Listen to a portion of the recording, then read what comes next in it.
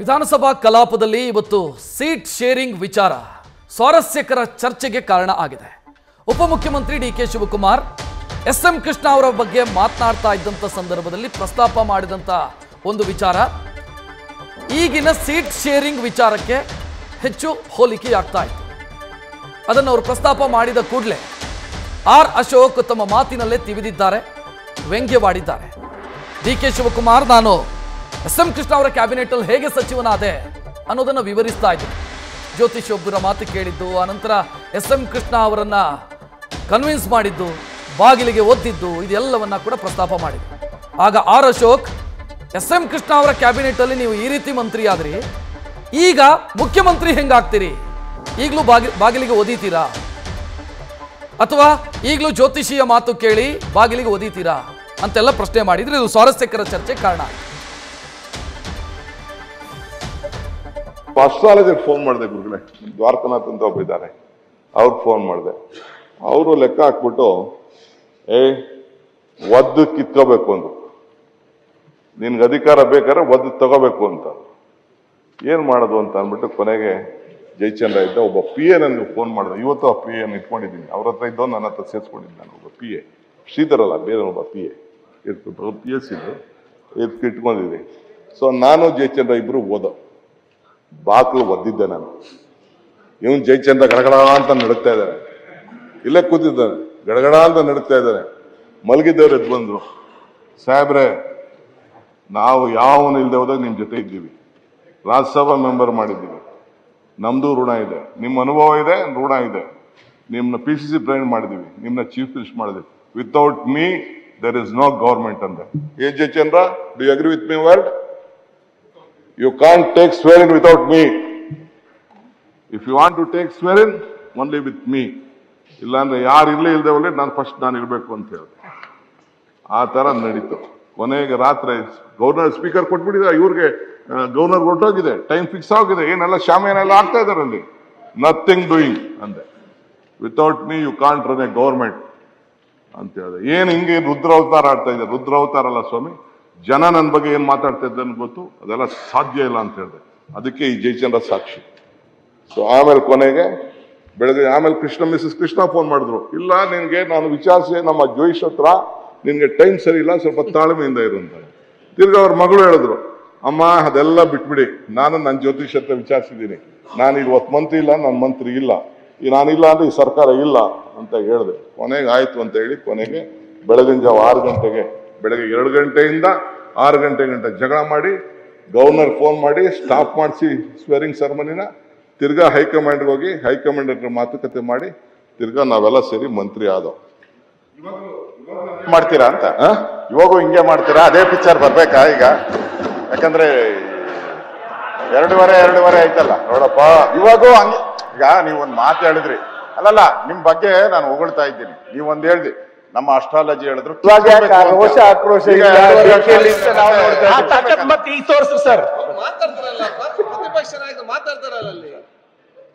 ಈಗ ನಾನು ನಿಮ್ಮನ್ನ ಟೀಕೆ ಮಾಡಲ್ಲ, ನಿಮ್ಗೆ ನಿಮ್ಮ ಹಿಸ್ಟ್ರಿಯನ್ನ ಹೇಳಿದ್ದೀರಾ. ಜಯಚಂದ್ರ ಅವರು ಇದಕ್ಕೆಲ್ಲ ಸಾಕ್ಷಿಯಾಗಿದ್ದಾರೆ. ಪಕ್ಕದಲ್ಲಿ ನಾವು ಇದ್ದೀರಿ, ಎಲ್ಲ ನಾವು ನೋಡಿದ್ದೀರಿ, ಹಿಂದೆ ಏನೇನಾಯ್ತು ಎಲ್ಲ. ನಿಮ್ ಟಿಕೆಟ್ ತಪ್ಪಿದಾಗ ಮೊದಲನೇ ಬಾರಿ ಎಲ್ಲ ಹೇಳಿದ್ದೀರಾ. ಈಗ ಮತ್ತೆ ಎಸ್.ಎಂ. ಕೃಷ್ಣ ಅವ್ರ ಬಗ್ಗೆನೂ ಮಾತಾಡಿದ್ದೀರಾ.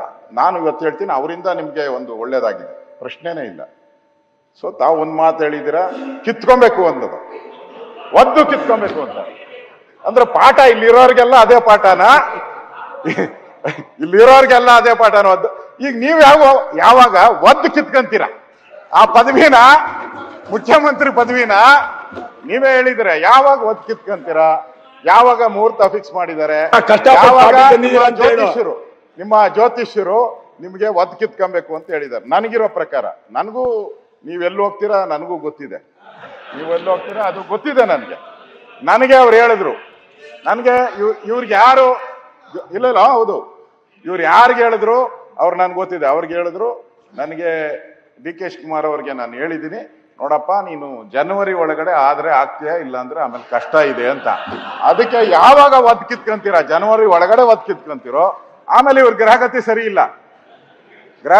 ಇಲ್ಲ, ನಾನು ಹೇಳ್ತಾ ಇದ್ದೀನಿ, ಜನವರಿ ಒಳಗಡೆ ಆಗುತ್ತೆ. ಅದಕ್ಕೆ ಆದಷ್ಟು ಬೇಗ ನಿಮ್ಮ ಛಲ, ಆ ರೋಷ, ವೇಷ ಎಲ್ಲ ತೋರಿಸಿ ಬೇಗ ಕಿತ್ಕೊಳ್ಳಿ. ಈಗ ಅವರು ಅಶೋಕಣ್ಣ ಇಲ್ಲ ಈಗ ಅಲ್ಲ ಇನ್ನು ಹೇಳ್ಬೇಕಾಯ್ತು. ಅವ್ರ ಅಧ್ಯಕ್ಷತೆಯಲ್ಲೇ ಸರ್ಕಾರ ಬಂದಿದ್ದು ಅಂತ, ಕೆಪಿಸಿಸಿ ಅಧ್ಯಕ್ಷರಾಗಿ ಸರ್ಕಾರ ಬಂದಿದ್ದು ಬಿಟ್ಬಿಟ್ರಿ. ಅಲ್ಲಿ ಏನು ಬಿಜೆಪಿನ ವೈಜೆಪಿನ ಬಿಜೆಪಿನ ಅದು ತೀರ್ಮಾನ ಮಾಡ್ಕೊಂಡ್ಬಿಡಿ. ಫಸ್ಟ್ ನಮ್ದು ಬಿಟ್ಬಿಡಿ, ನಮ್ದು ಪಾಡಿಗೆ ನಮ್ದು ನಡ್ಕೊಂಡು ಹೋಗ್ತದೆ. ನೀವಲ್ಲಿ ಒದ್ರುನು ಆಗಲ್ಲ, ಸತ್ರುನು ಆಗಲ್ಲ. ನಿಮ್ ಹೈಕಮಾಂಡ್ ನಿಮ್ ಮಾತು ಕೇಳೋರಲ್ಲ. ಈಗ 2 ದಿವಸ ಖರ್ಗೆ ಅವ್ರು ಇದ್ದಿದ್ದಿಲ್ಲ, ಚೆನ್ನಾಗಿ ನಡೆದಿತ್ತು. ಇವತ್ತು ಖರ್ಗೆ ಅವ್ರು ಬಂದ್ರು ಖರ್ಗೆ ಅವರೇ, ಪ್ರಿಯಾಂಕಾ ಅವರೇ, ನಿಮ್ಮದು ಫಸ್ಟ್ ಡಿಸೈಡ್ ಮಾಡ್ಕೊಳ್ಳಿ. ನಾವು ವಿರೋಧ ಪಕ್ಷವಾಗಿದ್ದೀರಿ, ನೀವು ಆಡಳಿತ ಪಕ್ಷ ಇರುವಂತವ್ರು. ನೀವು ಇವಾಗ ಡೈಲಾಮೋದಲ್ಲಿ ಇದ್ದೀರಾ. ಈಗ ಡಿ ಕೆ ಶಿವಕುಮಾರ್ ಕಡೆ ಹೋಗ್ತಿರೋ ಇಲ್ಲ ಸಿದ್ದರಾಮಯ್ಯನವ್ರ ಕಡೆ ಇರ್ತಾರೋ, ನೀವು ತೀರ್ಮಾನ ಮಾಡ್ಕೊಳ್ಳಿ. ಅಥವಾ ನಿಮ್ ತಂದೆಯವ್ರನ್ನೆಲ್ಲ ಪೋಸ್ಟ್ ಮಾಡ್ತೀರಾ ಇಲ್ಲಿಗೆ, ಅದನ್ನು ನೋಡಿ. ಯಾಕಂದ್ರೆ ಇಬ್ಬರು ಜಗಳ ಮೂರನೇ ಲಾಭ ಅನ್ನೋ ತರ ಆಗ್ಬಾರ್ದು. ಹಿಂದೆ ಬೊಮ್ಮಾಯಿಯವರು ದೇವೇಗೌಡರು ಕಿತ್ತಾಡಿದಾಗ ಹೇಗೆ ರಾಮಕೃಷ್ಣ ಹೆಗಡೆ ಅವ್ರು ಬಂದ್ರು, ಹಂಗೇನ ನಾವು ಹುಟ್ಟತ್ತು. ಹುಷಾರಾಗಿರಿ ಶಿವಕುಮಾರ್ ಅವರೇ, ಹುಷಾರಾಗಿರಿ ದಯವಿಟ್ಟು. ಇಬ್ಬರ ಜಗಳ ಮೂರನೇವರಿಗೆ ಲಾಭ. ಬೊಮ್ಮಾಯಿಯವ್ರ ವಿಚಾರ ಬಂದಾಗ, ಜಯೇಶ್ ಪಟೇಲ್ ವಿಚಾರ ಬಂದಾಗ, ರಾಮಕೃಷ್ಣ ಹೆಂಗ್ ಬಂದ್ರು ಹಂಗಾಗ್ಬೋದು. ಹುಷಾರಾಗಿರಿ. ಆಮೇಲೆ ಈ ಪ್ರಿಯಾಂಕಾ ಖರ್ಗೆ ಅವ್ರನ್ನ ನಂಬ್ಕೊಂಡ್ರೆ ನಿಮ್ ಗೋವಿಂದ ಮಾಡ್ಬಿಡ್ತಾರೆ. ಹುಷಾರಾಗಿರಿ. ಕೂತ್ಕೊಳ್ಳಿ ಪ್ಲೀಸ್, ಆಮೇಲೆ ಮಾತಾಡೋದು ಕೂತ್ಕೊಳ್ಳಿ. ಓಟ್ ಹಾಕಿದೆ ಅಂದ್ರಲ್ಲ ದೇವೇಗೌಡರು, ನಮ್ಗೆ 5 ಜನಕ್ಕೆ, ನನಗೂ ರೇವಣ್ಣಗೆ ಕೊಟ್ಟಿದ್ರು. ನಾವು ಕೂಡ ಜನತಾ ದಳದಿಂದ ಗೆದ್ದು 6 ಜನ ದೇವೇಗೌಡರು ಓಟ್ ಹಾಕಿದ್ವಿ ಅಂತ ಗೆದ್ದಿದ್ರಿ. ನಾವು 6 ಜನ ಜನತಾ ದಳದವ್ರು ಗೆದ್ದವರು. ಎಸ್ ಎಂ ಕೃಷ್ಣ ಸಾಹೇಬ್ರಿಗೆ ಓಟ್ ಹಾಕಿದ್ವಿ, 41 ಆಗಿದ್ದು. ಕಾಂಗ್ರೆಸ್ ಗೆದ್ದಿದೆ 34 ಅವತ್ತು. ಚಂದ್ರಪುರ ಆಯ್ತು. ಉತ್ತಮ ಮಾಹಿತಿ ಕೊಟ್ಟು ಧನ್ಯವಾದಗಳು. ದೇವೇಗೌಡರು ಪ್ರೈಮ್ ಮಿನಿಸ್ಟರ್, ಚೀಫ್ ಮಿನಿಸ್ಟರ್ ಇದ್ರು. ನರಸಿಂಹರಾಯರು ಅವ್ರಿಗೆ ಹೇಳಿದ್ರು ಲಾಸ್ಟ್ ಅಲ್ಲಿ ಟಿಕೆಟ್ ಕೊಟ್ಟಾದ್ಮೇಲೆ, ಕೊನೆಗೆ 5 ಜನ ಇನ್ಕ್ಲೂಡಿಂಗ್ ಜಯಪ್ರಕಾಶ್ ಹೆಗಡೆ, ಜಯಪ್ರಕಾಶ್ ಹೆಗಡೆ ಸೇರಿ ನೀವು 5 ಜನ ಇನ್ಕ್ಲೂಡಿಂಗ್ ದೇವೇಗೌಡರು ಓಟು ಬಿತ್ತು. ನನಗೂ ಗೊತ್ತಿದೆ ಅದು. ಮುಖ್ಯ ದೇವೇಗೌಡರು ಓಟೇ ಬಿತ್ತು. ನನಗೆ ಗೊತ್ತು. I know the accounts. ಎಲ್ಲಿತ್ತು ರೈತ ಸಂಘದವ್ರು ಇತ್ತು, ನೀವು ಹಾಕಿದ್ರಿ. ಈಗ ಉಪಮುಖ್ಯಮಂತ್ರಿ ಅವರೇ, ಈಗ ಚರ್ಚೆ ಬೇಡ ವಿಚಾರ. ಪ್ರತಿಪಕ್ಷದ ನಾಯಕ 2-3 ಪ್ರಶ್ನೆ ನಿಮ್ಮ ಹತ್ರ ಕೇಳಿದ್ದಾರೆ. ಈಗ ಇಲ್ಲಿ ಉತ್ತರ ಕೊಡಬೇಡಿ, ಅವ್ರ ಮತ್ತೆ ಚೇಂಬರ್ ಕರೆದು ಉತ್ತರ ಕೊಡಿ. ಈಗ ನಾವು ಮುಂದೆ ಹೋಗುವ. 2-3 ಪ್ರಶ್ನೆ ಉಪಮುಖ್ಯಮಂತ್ರಿ ಕೇಳಿದ್ದಾರೆ ನಿಮ್ಮ ಹತ್ರ, ಅದಕ್ಕೆ ಇಲ್ಲಿ ಉತ್ತರ ಕೊಡಬೇಡಿ. ನಿಮ್ಮ ಚೇಂಬರ್ ಕಸಿ ಕೂತ್ಕೊಂಡು ಮತ್ತೆ ಮುಂದೆ ಹೋಗ್ಲಿ. ಇಲ್ಲ ಬಾಕಿ ಈಗ ಅಧ್ಯಕ್ಷ ಇಲ್ಲ, ಅದಕ್ಕೆ ನಾನೇನು ಅವ್ರದ್ದು ಉದ್ದೇಶ ನೀವು ಲಘುನ ಮುಖ್ಯಮಂತ್ರಿ ಆದ್ರೆ ತಾವು ಮಂತ್ರಿ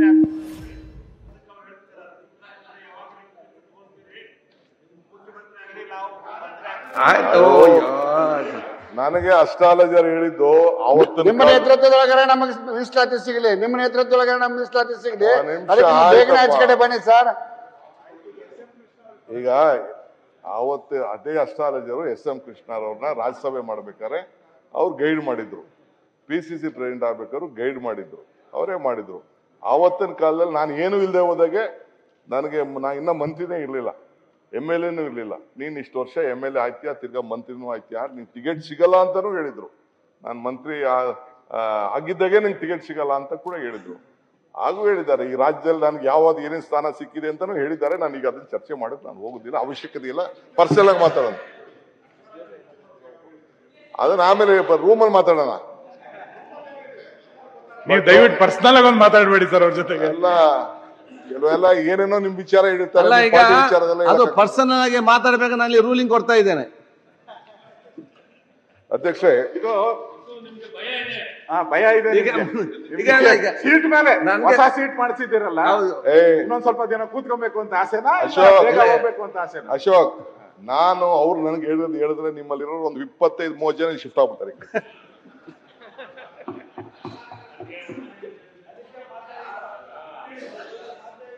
ಅಸ್ಟ್ರಾಲಜರ್ ನನಗೇನ್ ಹೇಳಿದ್ದಾರೆ ನನ್ನ ಭವಿಷ್ಯ ಅಂತ ನಾನು ಹೇಳಿದ್ರೆ, ಅಲ್ಲಿರೋರು ಒಂದು 25-30 ಜನ ಮತ್ತು ಕೆಲವು ದಳದವರೆಲ್ಲ ಈ ಕಡೆ ಶಿಫ್ಟ್ ಆಗ್ಬೇಕು.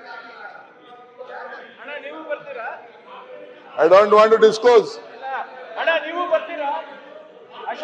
ಏನಪ್ಪಾ, ನಮ್ ದಳದವ್ರು ಯಾರು ಬರಲ್ಲ ಗುರುವೆ. ಕರೆಕ್ಟ್ ಆಗಿ ಹೇಳಿದ್ದಾರೆ. ನಾನು ಕರೆಕ್ಟ್ ಹೇಳಿದ್ದಾರೆ, ಅವ್ರು ಕರೆಕ್ಟ್ ಆಗಿ ಹೇಳಿದ್ದಾರೆ. ನನ್ನ ಸಹಮತಿ ಇದೆ. ಅವ್ರು ಯಾವ ಮಾತು ಅವಾಗ ಹೇಳಿದ್ರು, ನೀವು ಬಿಜೆಪಿ ಅವ್ರು ನಾನು ಕರೆದ್ರ ಅಂತ. ಜ್ಞಾನೇಂದ್ರ ಹೇಳಿಲ್ವಾ ನಿಮ್ಗೆ? ಮೋಸ್ಟ್ಲಿ ಅವ್ರು ನಮ್ ಕಡೆನೆ ಬರಂಗವ್ರೆ. ಅವಾಗ ನಾವು ಅವ್ರ ಜೊತೆ ಓದ್ತಿರಲ್ಲ. ಈಗ ಮುಂದಕ್ಕೆ ಹೋಗುವ. ಸುನೀಲ್ ಹೇಳ, ನೀನು ನಾನು ಅಲ್ಲಿ ಬರ್ತೀನಿ. ನೀವಿಬ್ರು ಪರ್ಸನಲ್ ಮಾತಾಡೋದು. ನ್ಯೂಸ್ ಫಸ್ಟ್ ನಿರ್ಭೀತಿಯಿಂದ ನಿಮ್ಮ ಪರವಾಗಿ.